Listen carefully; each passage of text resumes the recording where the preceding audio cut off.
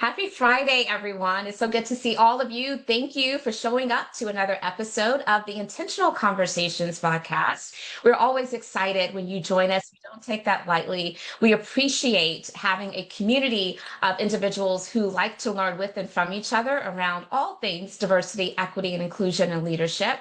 This is our fifth year of doing Intentional Conversations podcast, and that is a milestone year. So we're celebrating all throughout the year for 5 years. And we're so grateful to our community for allowing us to be able to bring this virtual learning community to fruition. For the past 5 years. We have a great show that's lined up for you today, and I look forward to formally introducing our guest co-host. Before I do so, I'm going to invite you to go to the chat. Let us know where you are joining the conversation from. It is always a treat for us at NWC to be able to see all the different geographies that are represented among our broad community. We have folks not only just throughout the US, but even we have often visitors from outside of the US, and that excites us. We're so glad you're here. If you're part of the Zoom community, then just know we love smiling faces. So if you want to have those cameras on, we certainly welcome and encourage that. But we also know that many times the community may show up by multitasking while they're listening in. And so we're just glad you're here in whatever capacity. I don't want to forget all of those who are catching this episode by LinkedIn Live. We do have a community there as well. And if you are part of the LinkedIn Live community, I want you to know you can use the comment section for any of your thoughts, your expressions, your questions, contributions. My team is watching that, and we're bringing it into the Zoom chat so that we all can be connected as one big community. At NWC, we truly value disability inclusion, and as such, we have enabled the closed caption feature to enhance the experience for any of you that may find that to be beneficial. So sit back and enjoy the show, and welcome again to Intentional Conversations.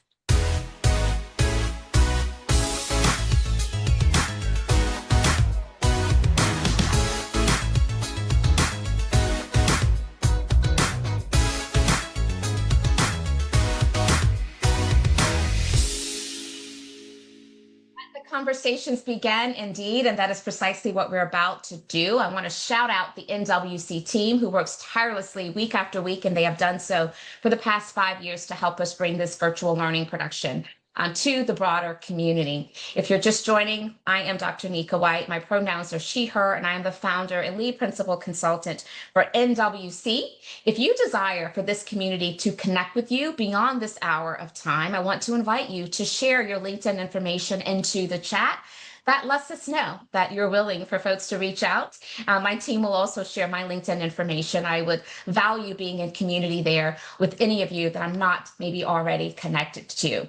One of the things we like to do at NWC before we jump into our conversation with our guest co-host here on Intentional Conversations is just share some national observances. June is Pride Month, and so I want you all to make sure that you're doing all that you can to lean into ways in which you can stand in solidarity with members of the LGBTQIA plus community, and not just the month of June, but all throughout the year. I also want you to know that June is Juneteenth. We know we've celebrated Juneteenth this month, and so I hope that you all are continuing ways to build up your knowledge and understanding and support of Black African Americans. I think that's critically important for us, and I hope that you will do so not just in this month, but even as we head towards closing out the month, all throughout the year. A couple opportunities just to put into your hearing that here at NWC, we like to make available as a courtesy to those who are looking to deepen their knowledge and understanding of all things diversity, equity, and inclusion, leadership, belonging, and one of which is a thought paper that we just recently released. It's called The Indispensable Role of Community and Connectedness. My team will share the link for this free resource into the chat so that you can have access to it. I hope that you will see it as a tool to put into your toolbox. Right now, community and connectedness is critically important. So any way that we can build up our knowledge and understanding of how to build community and connectedness will serve all of us well. And speaking of community, NWC, we do offer a number of communities of practice, and we're excited about this offering because we realize that the best way for peers to learn is when they can learn with and from each other in a safe space through these community norms. And they can also be able to share resources and tools and strategies. And so we facilitate a number of these based on some of the content areas that we know by research is really top of mind from an upskilling perspective right now across many different types of organizations, including the emotionally regulated leader, storytelling, right? Building a storytelling culture and how we can build up our ability to effectively tell stories for inclusion, connection, and change. The future proof leader. Yes. How are we navigating the ambiguity right now, the complexity, all the change that's happening in organizations? And then lastly, we have a community of practice called Boundless, which is for women. Particularly, we do place a keen emphasis on women of color and their workplace experiences, helping them to really lean into well-being, support, leadership, empowerment. And so if these topics are of interest, we'd love to talk with you. Or if you have another particular content area that you find has been prioritized, we would love to work with you to help design a community of practice around those key learning objectives. And as I mentioned, storytelling is big for us. We believe that a storytelling culture is one that is a healthy culture, is one that can help facilitate change, connection, collaboration. And so if you're interested in this, we would love to be able to talk with you about it. And again, my team will place a link into the chat for those who are interested. Now, in just a moment, I'm going to give a formal introduction and welcome of our guest co-host. But before I do, I want you to know what you have to look forward to the last Friday of the month of June by way of our guest co-host for Intentional Conversations. And I look forward to welcoming Carlene S. Carey. And in that intentional conversation on the 27th, we're going to be talking about supplier diversity and inclusive procurement, a really important topic as we're looking to have all rising tides lift all boats so that all individuals who are in the space of entrepreneurship, founders, and have a way of being able to compete effectively in the marketplace and to thrive. And so I hope you'll join me for that conversation. And always remember that if you can't join live, you can catch the podcast version. We do extract the audio, make it available in podcasts for wherever you like to get your podcast content. And you can always catch the actual video replay through our YouTube channel. So lots of ways in which we can all stay connected.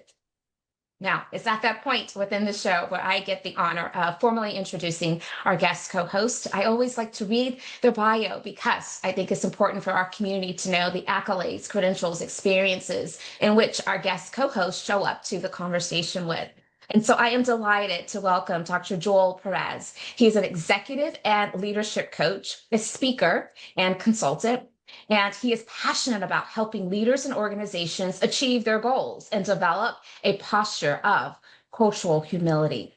His book, Dear White Leader, How to Achieve Organizational Excellence Through Cultural Humility, is focused on helping leaders develop their cultural humility for individual, organizational, and community change. So I'm going to stop sharing my screen here just so that I can bring our guest co-host into the spotlight. I'm going to add Dr. Joel now. And you know what to do, podcast community. I want you to find those words of affirmation, those reactions, those emojis, whatever it is you can put your fingertips on quickly to let our guest co-host, Dr. Joel Pérez, know how much we really appreciate him being here with us today. And thank you for being here. Before I release you to actually greet this audience in your own way, we have a tradition here. And that tradition, Dr. Joel, is to ask our guest co-host to share with us something we would not know about them from hearing their bio, which we've just done, or from looking at your LinkedIn profile. So welcome. Thank you so much for being here. I'll turn the floor over to you at this time. Oh, well, first of all, thank you for having me, Dr. Nika. I really feel privileged to be in this space with you and also to be interacting with your audience on this show. And so, while something you wouldn't be able to tell either from the bio you read or the LinkedIn profile is that my spouse and I have been married almost 29 years, and we have four children. 13, 17, 19, and 21, and they all live at home. And yes, that's as chaotic as that sounds. We're raising four biracial children. I identify as Mexican American Chicano, born and raised in Los Angeles, And my parents immigrated from Mexico in the late 60s and met, fell in love, and I'm the youngest of three boys. And so also a first generation college graduate, which started me on my journey of really working towards developing leadership, particularly as it relates to leading people from with diverse perspectives, diverse cultural backgrounds, and being a bridge across cultural differences. And so that's a little bit more about me and what I do. I'm also a huge Dodger fan, although you could probably tell if you really followed me on social media that if you, I bleed Dodger blue is how I like to describe it. But a native of Los Angeles, and that's what leads to my passion for the Los Angeles Dodgers. Oh, fantastic. So is that where you're joining the conversation from today, Dr. Joel? Okay. Yes, I'm in Los Angeles.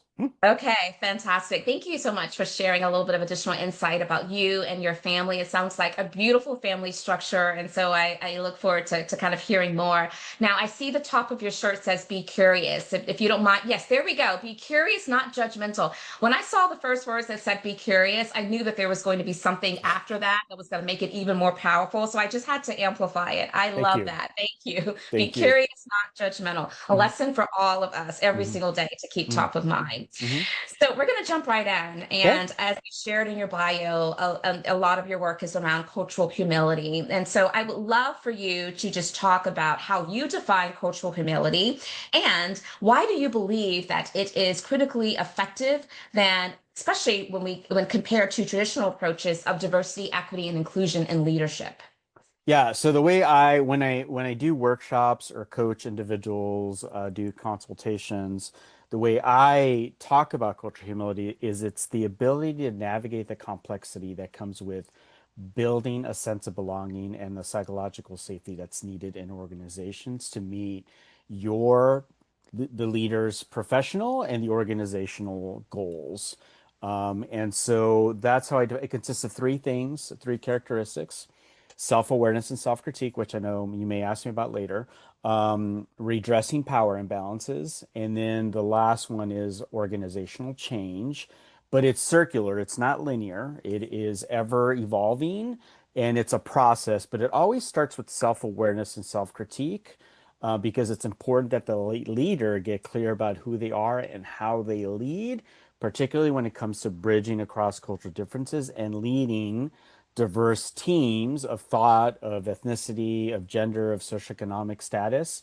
And so it's really important. Now, the term itself was created by two researchers, Trevelyan and Garcia, in the late 90s, in their work with healthcare, particularly doctors, and their frustration that doctors were trying to use the same approach to every cultural group they were working with, which wasn't working. And so they really wanted to stress to healthcare professionals that they needed to approach their work with a posture of cultural humility so they can Yeah. better understand their clients' needs and also recognize that they may have some power imbalances happening in the community. And how do you go in and help redress those power imbalances, which ultimately lead to organizational or systemic change? Yes, no, I love that. I want to just kind of highlight some of what you just shared. So first and foremost, I want to go back to the 3 points, self-awareness, which we're going to unpack a little bit more Mhm, further. mhm. Self-awareness, the power imbalances, and of course the organizational change. Yes. And all three of those are certainly big constructs that intersect when we talk about the broad umbrella of all things that fall under diversity, equity, and inclusion. So Yep. no surprise that that is part of how in which you center your work. And I love what you said, Dr. Joel, about this work starts at the personal level. Those are my Mhm, words, not yours, but you mentioned the self-awareness mhm, piece. mhm. And I often say that, sometimes we start with trying to fix an organization, but if we also don't make sure we're on this parallel path or even prioritize that personal awareness, then those individuals are not going to be able to take all those skill sets, that learning, that mindset, and apply it to influence the organizations in which they are a part of, right? In which they Right. are leading Hmm. in. Hmm. And so I am definitely a believer of that as well. You're speaking my language here. I also want to just draw some parallels to how in which the naming of cultural humility has kind of evolved over time. I mean, there Mhm, was a point where we heard a lot of cultural competency, and we still hear some of that, mhm, mhm, cultural intelligence. I think mhm, they're all are certainly adjacent, but I mhm. do want to have you just to share a bit more about why the humility word has really resonated with you, Mm, mm. to where that's how in which you talk about it. Yeah, so I believe cultural competence is extremely important. It actually in my book I talk about that it is the foundation Yeah, in working towards developing a posture of cultural humility. And as I've met with others, coached individuals, as well as the organizations I've worked with, when I'm talking with people like myself, they feel that cultural competence is important, but it always felt like there's something more than competence, because competence to me infers that it's something to be achieved, a yeah, box to check, the I to dot, the T to cross. Whereas cultural humility, I was so intrigued by the term because I recognize that competence is only going to get you so far. You have to yeah, continue to develop yourself. It's important. And the humility or that posture allows you to navigate the complexity. And what may have worked 20 years ago when you were right. really working on cultural competence may not or does not work anymore in this present day. And things continue to change and morph. Society will continue to change. Demographics will continue to change. And we as leaders have to navigate or be able to be nimble, and that's where that posture comes in. Seeking to Mhm. understand versus seeking to convince is really important, where you're able to engage in conversation, where you're really trying to figure out what is really going on here. But to your point or to your question, competence is extremely important. And also, you continue to develop the competence piece, but then you also begin to develop this posture of cultural humility where you're Yeah. able to like, oh, okay, I need to be a little bit flexible here. So the example I share in the book is when my one of my kids, Jaden, who is 17 years old, came out to us. Mhm. And I was not ready for that initially. But if I had this just relying on the competence and what I understood or what I thought I understood, Yes. I would not have been able to engage, or actually my spouse and I would not have been able to engage in creating space for Jaden to explore their identity along with us and recognizing that we're going to make mistakes. That's where the humility piece comes in. We don't Yes. have the answers, nor should we ever pretend that we have the answers because we are always learning. And that's where the growth mindset is extremely important and the curiosity piece. Yes, no, there's so much to unpack there. So thank you, Dr. Joel. I want to just highlight a couple of things that's coming up for me. First, I love that you shared that example because what it does is it highlights the importance of the empathy and the emotional Yes. aspect Hmm. that we need to lean into as we are building a sense of understanding, right? A Hmm. sense of understanding of others. So that's really critical. And sometimes, being culturally operating with a cultural humility mindset requires us to quiet our ego, right? We Hmm. can't think about Right. self and our own experiences, even though it may feel different to us. Hmm. We have to make sure that we are appreciating the fact that just because we have not experienced that does not mean that it's not true or that it couldn't be true for someone else. The other thing that I want to bring to the conversation, which aligns with the language, the nomenclature of cultural humility, is that I have often felt that when we use language like cultural competence or like cultural intelligence, to your point, it does kind of sound like a destination. Hmm. And I think that, we have to consider to what end. There's not really a destination when we talk about this broad body of work. It's Hmm. constantly evolving, as you Hmm. have so eloquently expressed. And so I think that's a really good point for us to keep in mind. I want to take a step back and I want to just ask you, what has your journey been? What brought you to this work in the first Mm, place? yeah. Yeah. So in the book, I share a story about I was in college during the civil unrest in Los Angeles in the early 90s after the beating of Rodney King and the Rodney verdict King, yes. when it came out. And I didn't have the language back then that I do now, but in that process, I was elevated as a student leader on my campus. And I recognized that I needed to be able to bridge across differences because clearly we were polarized like we are today. Yes. And I needed to bridge across those differences. And I began to do that and develop myself as a leader. And so that started the process. Fast forward to actually 3 years ago, I started coaching. I got my coaching certification, like all of us who are credentialed coaches do. Mhm. And I started coaching, particularly white individuals. And I had thought about creating a program called Cultural Humility Coaching because I was introduced to the term in the mid 2000s. And I wanted to develop or create a space for white leaders. I wanted to get better at leading diversity, equity, inclusion work, but didn't know where to start or were Yeah. feeling stuck. And Yeah. so I called it cultural humility coaching. And in Mhm. that process, I realized I think there's a book here. I want to get the message out about cultural humility because I think it's a very important thing to be talking about. Fast forward now after the election, which clearly just highlighted or made it more clear we're very polarized. And Yes. so this is where I find my work now is trying to bridge across those differences and creating space where we're curious so that we can hopefully understand each other and create space for meaningful conversation and dialogue. And that's why I stress that it's not just about you, the individual. It starts with you, but then it goes into your organization and ultimately your community. And by community, I define that as family, faith Mhm. community, Mhm. volunteer organization. You're gonna, as you develop this posture, you're gonna demonstrate it in all aspects of your life. It's not just about the work you do as a leader in your organization, but the work you do with your family, your community, and if you're part of a faith community, that community as well. Yeah, no, really rich. So the curiosity has come up again, Mhm.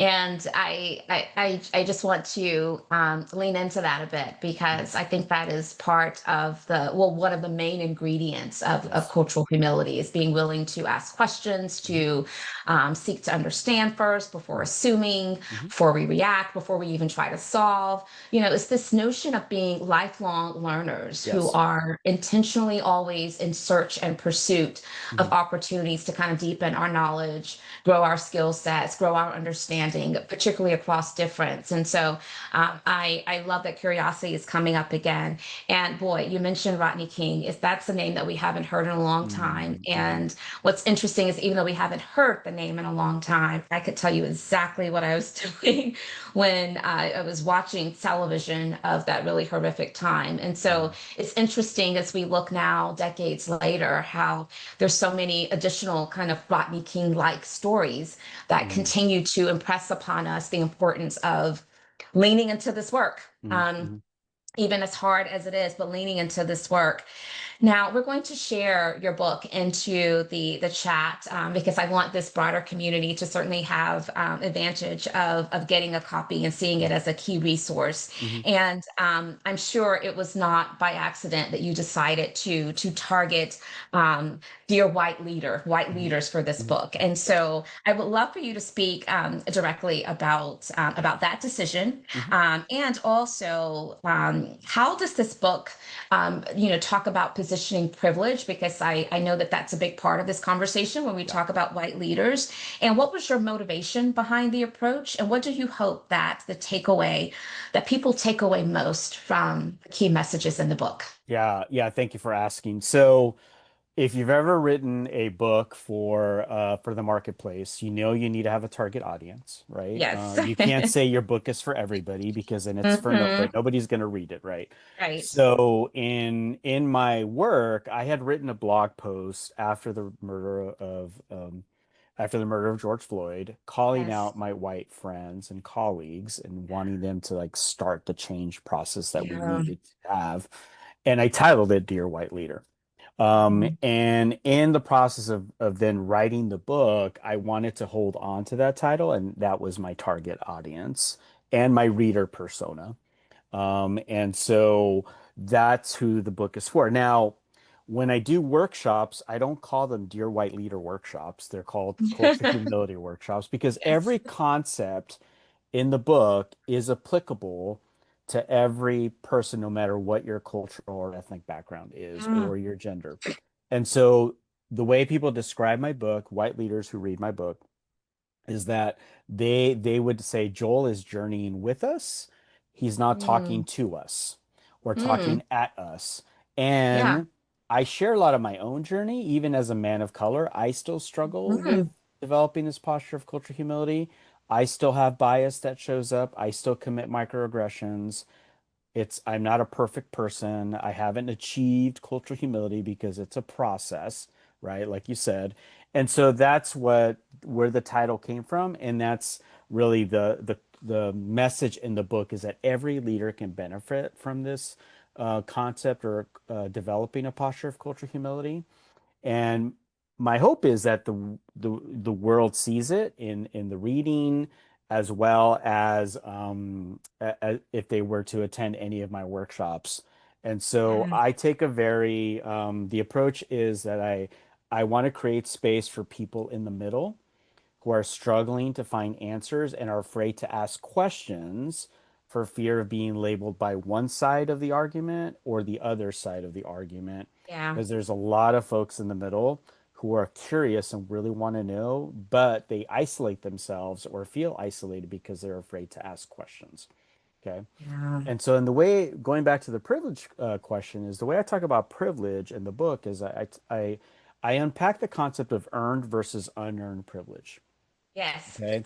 And so I have some earned privilege, right?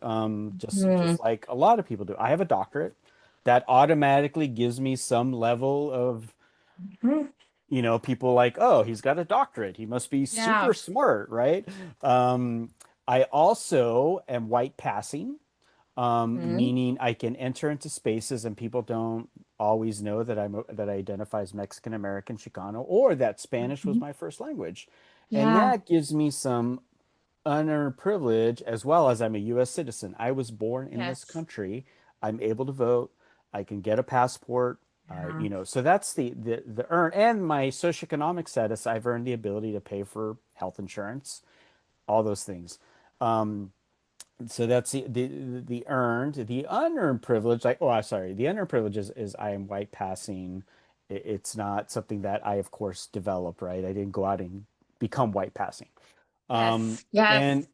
I share that in the book because I think we who do this work, well, I should say I who on occasion do this work, I really sometimes early on would beat people up about their privilege. And I believe it's important to just acknowledge. Now, there's a lot of underlying issues that need to be addressed systematically that create some levels of privilege versus others. But I wanted to create a space in the book for people to recognize that I understand that even I, have privilege to a certain extent versus some who don't. And so, because I think for a white reader, I want them to recognize that I'm not going to hit them over the head with a brick. I'm not Yeah. going to try to make them feel small or guilty. That's not what my approach in the work that I do. And that's how I talk about privilege, earned versus unearned. But still, this where the organizational systemic change needs to happen. There's things in our organizations that have been baked in that have created privilege, Yep. underprivilege for certain groups in our organizations. And we, as a leader, as we begin to see the imbalances, the gaps, need to redress them so that ultimately organizational and systemic change can happen. Yeah. No, this is so good, Dr. Joel.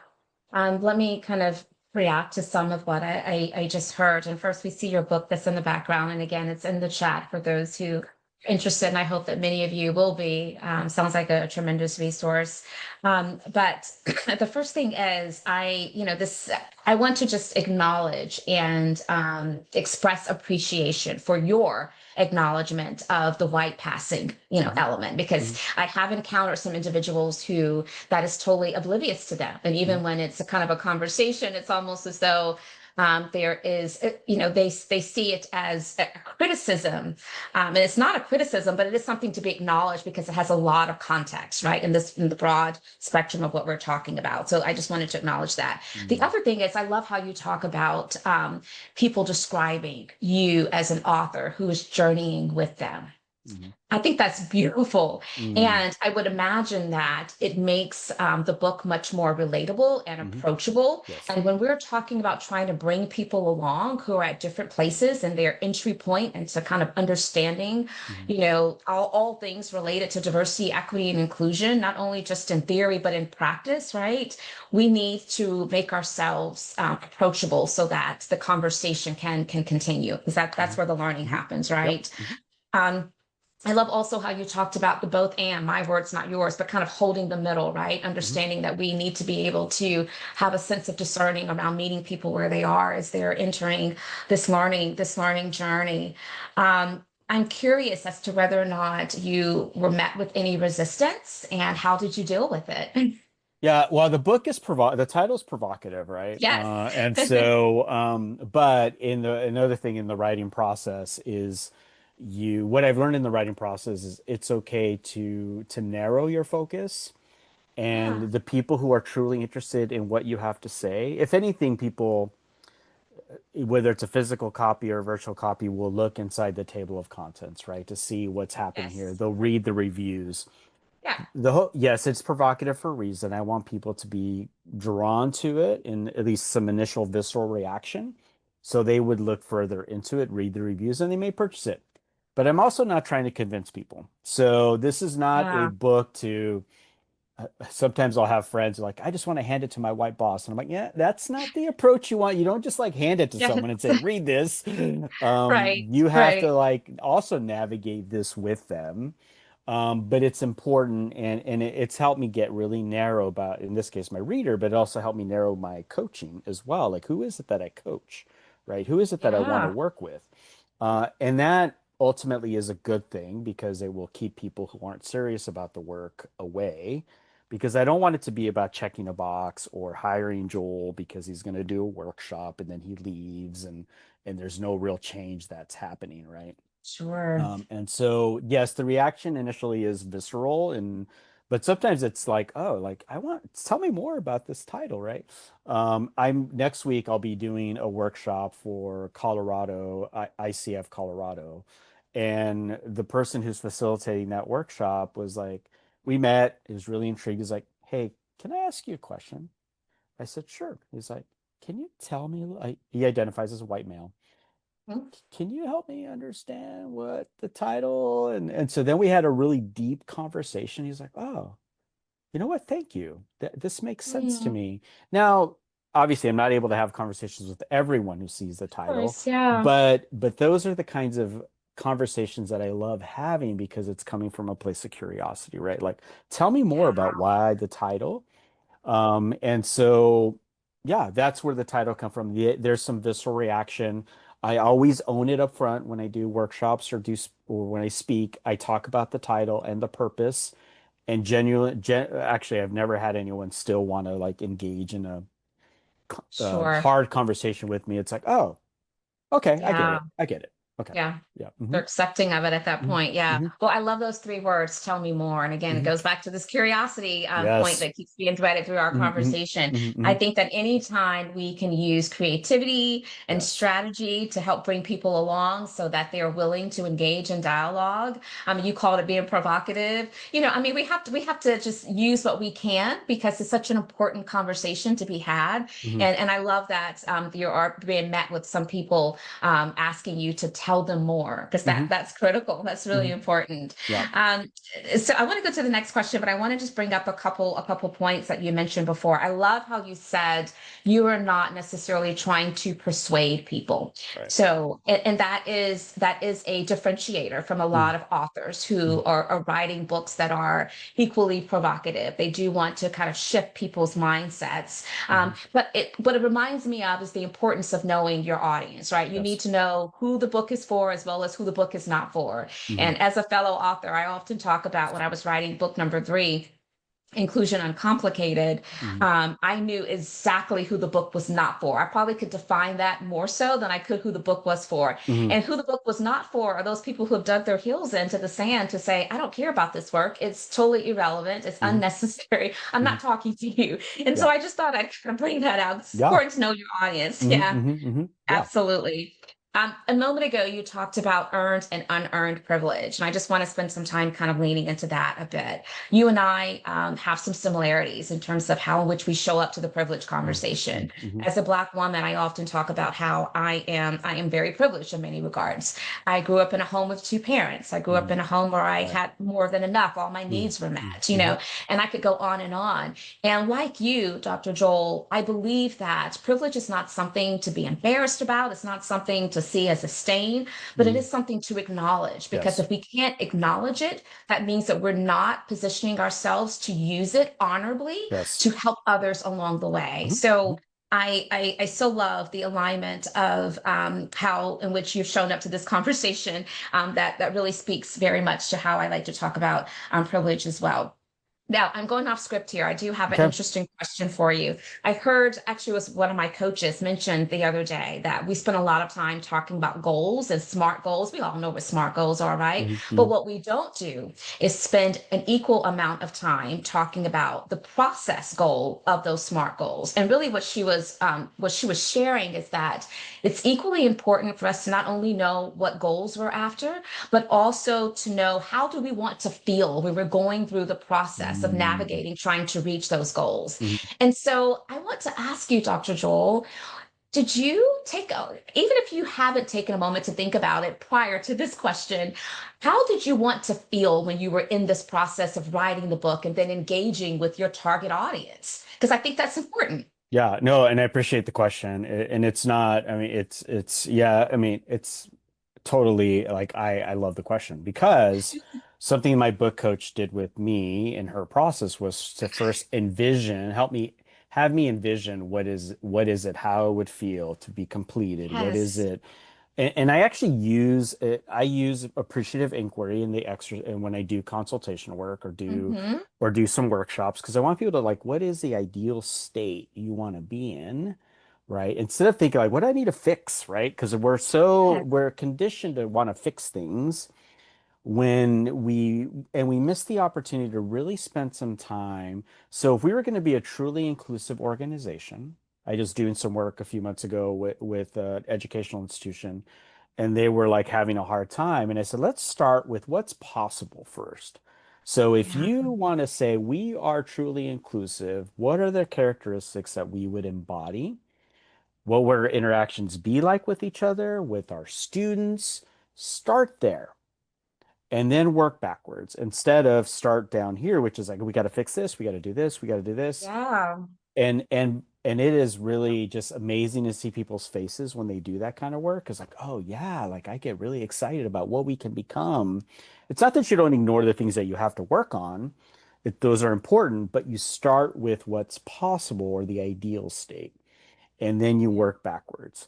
And so that's the work that my book coach Stacy Ennis had me do was and she does this with all her clients is let's see what do you think what are you going to achieve in writing this book as you picture a year from now, 5 years from now, 10 years from now, and then working backwards and that was super helpful for me to keep me going because I could see it, right? Yeah. And it is a Yeah. process. Smart goals are okay. Those are important. But once you know what your goals are, I think before that is like let's talk about what's possible if we were able Yeah. to be completely successful in X, whatever X is. And that's been super helpful for my clients. When I do one-on-one coaching, when I work with organizations, when I do some of the exercises in the workshop, and people are like, oh, they start taking notes because like, oh, this is a great Yeah. exercise. I want to do this with my team because Yes. we're always conditioned to focus on the things we need to fix first, and that I believe is the wrong place to start. I agree. I think equally important is how do we want to feel? How do we want to Yes. experience going Hmm. through this exercise? I think Yep. that's equally important Mm. because it also helps to inform and dictate how the experience actually is. And if we embody the experience that we want, I think that Yes. we're setting ourselves up for a greater propensity to experience it the way that Hmm. we want. So thank you for Yep. letting me lean into Yeah. that Yeah. off script question. No, that's it. That's fine. Yeah, and I love the thought of appreciative inquiry. I'm a big fan of that as well. I think there's a lot of value to that type of mindset mindset when we are, going after something that's what I consider to be a hairy, audacious goal. Hmm. So I want to go back to cultural humility because Yeah. you're the resident expert as it relates to cultural humility, and there's so much I know this community can learn from you. So when you talk about developing a posture of cultural humility, I want to get practical because I believe in leaving Mhm. our audience with the Yeah. practicality Hmm. of what we're talking about, right? So let's bring it from high level a little bit down further. Hmm. So what does that look like in practice? And I'm specifically looking for some information that helps people at the individual level as well as organizational level. Yeah. So talk to us about that. Yeah, the individual level around developing self-awareness and self-critique, I talk about three things to get clear on as a leader. One is what biases do you have? Because we all have biases. We all do. We all struggle, and they're never going to go away, but you can do things to mitigate their impact Yes. and recognize that they show up. So an example would be when I'm getting ready to coach someone individually or walk into a meeting, I always ask myself, what biases do I need to check before I walk into this Yeah. room? Yeah. Who's in the room and what biases do I need to check myself on before I have or engage in a conversation with that person, right? The other piece is getting clear about your identities or your cultural self-awareness. What are your salient identities? Right. So I said early on, I'm Mexican American. I'm a parent of four kids, three of which identify as queer. Um, that my identity as a father is important to me and it shows up in the way I lead, right? There are times where Yeah. I feel more like a parent, right? So Yeah. acknowledging what are my salient identities and how do they become present or how are they present in the work that I do, right? And then Yeah. getting clear about my own ethnic identity as a Mexican American Chicano who's white passing and how does that influence the way I lead? Asking myself Mhm. those questions, right? Mhm. The third thing is developing other awareness, which is because as you get to know your people, you want to get to know your people. So asking questions, but you have to model it. So sharing more about yourself. I was working with an executive director who identifies as a white woman, and she's like, "How do I do this work?" And so where we landed was for her to share more about herself, to model it, Yeah. model the Yeah. behavior you want to see. Now, you can't force people to share more about themselves, and nor you shouldn't.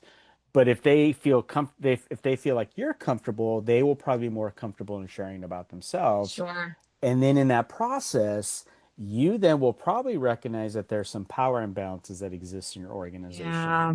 Yeah. because you're hearing people's experiences. You're like, oh, we got to fix that, right?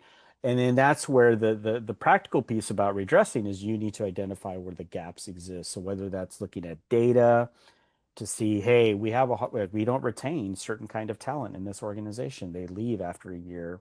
And if we all know it's cheaper to retain your talent than to hire new talent. Absolutely, it is. Yeah. So if that's an important aspect of the work you want to do, then you got to figure out what it is you need to do to retain your talent. And then my Mhm. guess is you're going to need to address or redress those power Mhm. imbalances, which then ultimately lead to systemic change. Now, what I say in the book, and I think it's very important, it's one thing to say you want to change your organization. It's another thing to actually have a plan. So you need to be intentional and you Mhm. need to have a framework. You Yes. cannot use a let's throw spaghetti up on the wall and see what See sticks the sticks. or we're gonna hire Joel to come in and do this work or we're gonna start a program. You need to understand your organization and what's happening to get a baseline and then figure out what are your goals? What is if do appreciative inquiry, what is it we want to be and what would we look like if we're able to retain our talent from all Yeah. different aspects, if we're able to meet the needs of our key stakeholders, we're able to, sell our widgets to a diverse, client base and have that conversation. And then, so I present a framework in the book to help organizations think through with intentionality about how to move. And then you got to collect the data and evaluate and be transparent. So that's the way that the nuts and bolts, but it starts with that self-awareness piece, getting Mhm. clear on your biases, developing your awareness about who you are as a leader, how you show up, your salient identities, and then developing other awareness of the people you lead or the people in your organization or your faith community or Yeah. your family or your volunteer organization. Yeah. No, really good. I love the practicality of what you just shared. And I want to lean in a bit more into the self-awareness piece Mhm. because since that is such an important aspect of this work, Mhm. for someone who may be challenged with knowing how to build up and cultivate their self-awareness, because I don't want to assume that everyone knows how to be Mhm. very much attuned with their self-awareness, right? Mhm. What are some of those strategies that you often like to share, Dr. Joel? Yeah, so I recently had a article published in Fast Company and Workplace talking Nice. about self-awareness. And the one thing I talk about is finding people around you who you trust, who can give you honest feedback. And it's also about being reflective. You as a leader need to be reflective. Okay, how did I show up? How was that perceived? It does require courage and risk. So you need to be willing at least to take some baby steps. And it could be the baby step is talk to your partner and have see Yeah. how my hope is you trust your partner. Um, We hope. to have that conversation like, okay, like I feel like I'm coming across this way. How, is that how I am presenting, or is that how I present? And they could say, yeah, actually, no, that's right. I just never wanted to tell you. And it could be, and then the question is, how do I get better, right? And that's Yeah. where coaching, mentoring, work is really important to help leaders once they're clear about who they are, and then they want and recognizing that they want to get better, how do they get better? And that's where the Yeah. coaching and the mentoring and community. So I talk about this work. You have to do it in community. So on the cover of the book, Yeah. there's a tree with roots. The roots, I talk about the redwood tree, the metaphor of the redwood tree, that the roots intertwine with the one redwood tree intertwines with the other because they do this work together. They're able to Hmm. withstand storms and winds together in as a group. So it's yes, you should go to conferences. Yes, you should read books. Yes, you should get certificates. But if you're relying on that and not engaging in conversation with others, even if it's a small group of people that you trust or one person, you have to do it in community. You cannot do it in isolation. Yeah. And that's also helpful with the self-awareness piece. And we all know, Dr. Nika, that self-awareness is a central, I would say, the foundation for any leader, whether it's on diversity work, Absolutely. equity work, or just being a good Yes. leader. And and we spend hundreds, sometimes thousands of dollars to get really clear about who we are. But then what do we do with that? And that's the important piece is you have to do something with the information.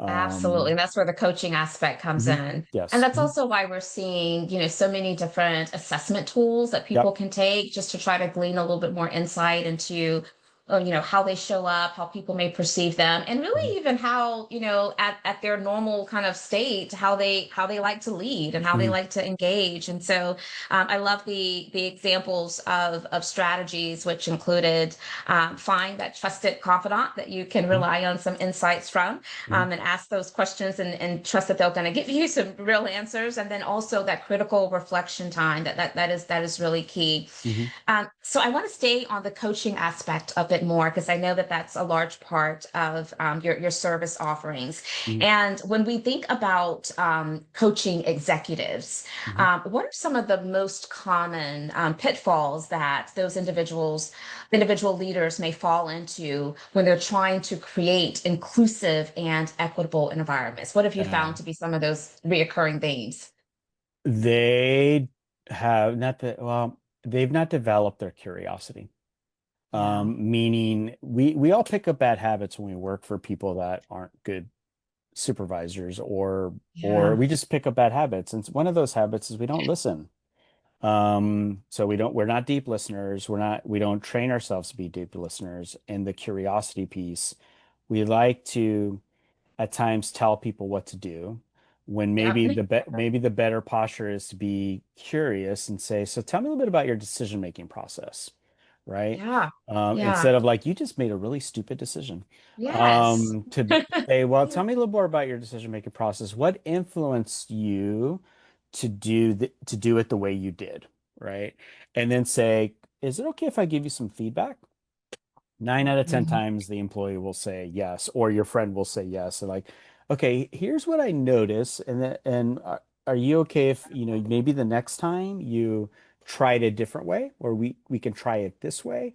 It is being nurturing. It does take more time, but going back to the retention piece, right? Retaining your talent, you're creating that sense of belonging and the psychological safety that is needed for your team members to feel like they belong and that they can truly be present Yes. without fear of being labeled, criticized, shot down.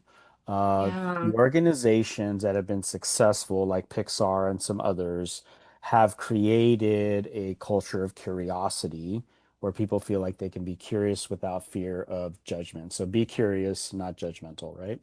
And so so what leaders really struggle with is developing this the ability to be deeply curious and deep listening.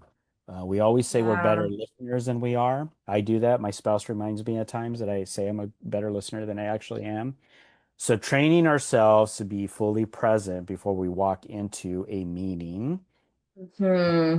really, really, and that could be just learning how to breathe, doing a breathing Hmm. exercise. Hmm.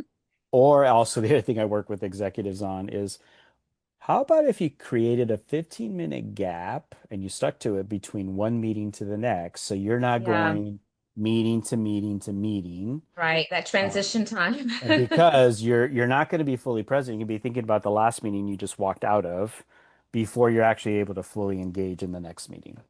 Yeah, I So, totally agree. One of the practices that I found to be effective in most cases is, at the beginning of the convening to align some type of common activity or yep. prompt so that everybody, they're forced to kind of shift whatever the distractions were that are kind of holding their attention captive to the moment in the present. And so I totally agree with you, and oftentimes we think that practice makes perfect, but what we have to realize is that practice makes permanent. I heard someone say that the other day and I thought, you know what, that's right, which means we can't just practice without making sure that we are practicing in a way that's setting us up for success. Yes. Otherwise we're practicing something that's not going to yield Mhm. the results that we want. And Yeah. so that deep listening, that curiosity, we need to make that a practice of ours, and you're giving us some practical ways to do that.